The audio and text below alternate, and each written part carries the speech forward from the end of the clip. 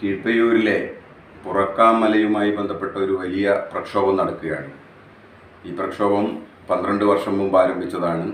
ഇടക്കാലത്ത് ഖനന മാഫിയ ആ നീക്കം ഉപേക്ഷിച്ചിരുന്നു. ഇപ്പോൾ വീണ്ടും ആരംഭിച്ചിരിക്കുകയാണ്. ഈ മലയെ സംബന്ധിച്ചിടത്തോളം ഞങ്ങൾ കേരളത്തിലെവിടെയും കോറി വേണ്ട എന്ന അഭിപ്രായക്കാരല്ല. ഇതൊരു മലയാണ്. ജില്ലയിൽ അവശേഷിക്കുന്ന ഏതാനും മലകളിലൊന്നാണ്. ചുറ്റിലും പാറയും നടുക്ക് വലിയ മൺകൂമ്പാരവുമായി നിൽക്കുന്ന ഒരു വലിയ മല.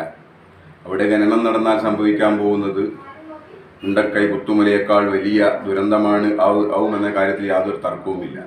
അപ്പം അതുകൊണ്ട് തന്നെ ജൈവ വൈവിധ്യങ്ങളാൽ നിറഞ്ഞ സമ്പുഷ്ടമായ പരിസ്ഥിതി ലോലമായ കീഴ്ഭാഗത്ത് നൂറുകണക്കിന് വീടുകളിലായി 10,000-ങ്ങൾ താമസിക്കുന്ന താഴ്വാരത്ത് വലിയ ജില്ലയിലെ നെല്ലറയാണെന്ന് അറിയപ്പെടുന്ന കരുവോട് ചിറയുള്ള അവിടെ ഖനനം നടന്നാൽ പാരിസ്ഥിതികമായ ഒട്ടനവധി പ്രശ്നങ്ങൾ ഉണ്ടാകുമെന്ന് മാത്രമല്ല, ആയിരക്കണക്കിന് ആളുകളുടെ ജീവന് ഭീഷണിയാണ്. ആ പ്രദേശവാസികളുടെ സ്വൈര ജീവിതം തകരുന്നതാണ്. ഈ സാഹചര്യത്തിലാണ് ഒരു സമരത്തിലേക്ക് നീങ്ങിയത്. ഞാൻ അതിൻ്റെ വിശദാംശങ്ങളിലേക്കല്ല പോകുന്നത്. ആ സമരവുമായി ബന്ധപ്പെട്ട് പോലീസ് എടുക്കുന്ന നിലപാടുകൾ തികച്ചും സംശയാസ്പദമാണ്, ഏകപക്ഷീയമാണ്.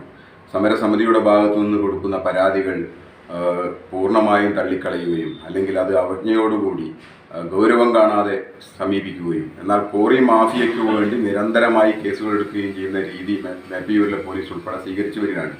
അപ്പോൾ ഏറ്റവും ഒടുവിലായി കഴിഞ്ഞ 21-ാം തീയതി ഞങ്ങൾ നൂറുകണക്കിനായ പ്രവർത്തകർ പ്രകടനമായി ചെന്ന് ഒരു സമരപ്പന്തൽ നിർമ്മിക്കുകയുണ്ടായി.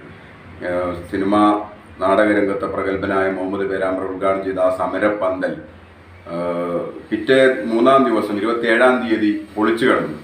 ഞങ്ങളതിന് മേപ്പയ്യൂർ SIക്ക് നേരിട്ട് പരാതി നൽകിയിട്ടുണ്ട്. ഇതുവരെ യാതൊരു നടപടിയും അതുമായി ബന്ധപ്പെട്ടെടുത്തതായി ഞങ്ങൾക്ക് അറിയിപ്പില്ല. ഞങ്ങൾ കഴിഞ്ഞ ദിവസം ആ മലയിൽ ഒരു 3 പേർ ഞങ്ങൾ പോയിരുന്നു. അവിടെ നിർമ്മാണ പ്രവർത്തനം നടത്തുന്നു എന്നറിഞ്ഞപ്പോൾ ഗുണ്ടകൾ ഞങ്ങളെ അതിക്രൂരമായി മർദ്ദിച്ചു. ഞങ്ങൾ പേരാമ്പ്ര ആശുപത്രിയും കോഴിക്കോട് മെഡിക്കൽ കോളേജിലും ചികിത്സ തേടി ഇൻറ്റിമേഷൻ പോയി. പക്ഷേ പോലീസിൻ്റെ ഭാഗത്തും തികച്ചും മൗനമാണ് ഉണ്ടായത്. അതുപോലെ ഒട്ടനവധി നടപടിക്രമം. ഇപ്പോൾ 29-ാം തീയതി ഞങ്ങളൊരു മാർച്ച് നടത്തി.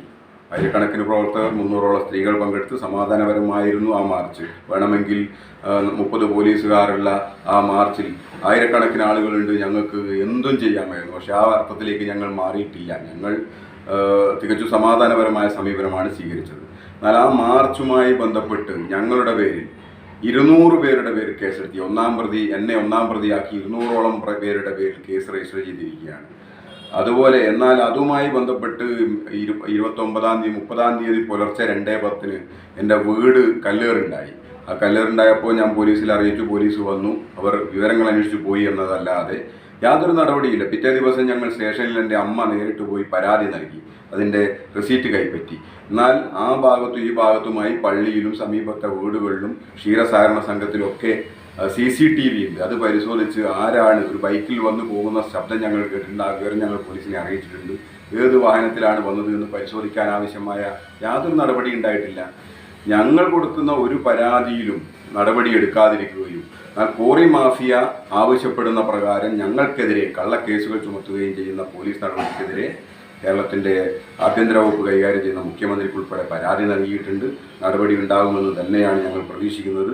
ഈ നടപടിയുമായി പോലീസ് പോവുകയാണെങ്കിൽ പോലീസിനെതിരായ സമരത്തിലേക്ക് സമരസമിതിക്കും ഞങ്ങൾക്കും തിരിയേണ്ടി വരും എന്ന അറിയിപ്പ് കൂടി ഇതിൻ്റെ ഭാഗമായി നൽകാൻ ഞങ്ങൾ ആഗ്രഹിക്കുകയാണ്.